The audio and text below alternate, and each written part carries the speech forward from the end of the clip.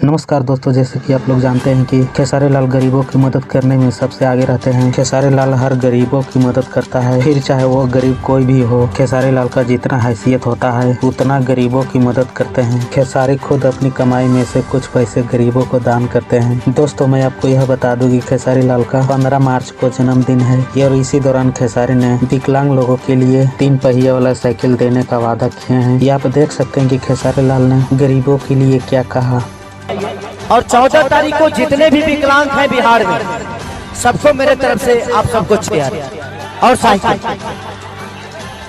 दोस्तों, यह होता है असली सुपरस्टार की पहचान, जो अपने जन्मदिन के बहाने भी गरीब और बेबस आदमी की मदद करते हैं। खेसारी लाल को बस कोई बहाना चाहिए मदद करने के लिए, फिर हर हाल में खेसारी लाल बेबस आदमी की मदद करते हैं। वरना भोजपुरी इंडस्ट्री में कुछ ऐसे भी लोग हैं जो सिर्फ अपने लिए ही जीते हैं। वैसे दोस्तों, खेसारी लाल के इस काम के लिए आप क्या कहना चाहेंगे, ये आप अपनी राय हमें कमेंट में जरूर दें। और हाँ, अगर आप भी खेसारी लाल के सच्चे वाले फैन है तो हमारे चैनल को सब्सक्राइब करके बेल आइकन को प्रेस कर दें और इस वीडियो को एक लाइक जरूर कर दें।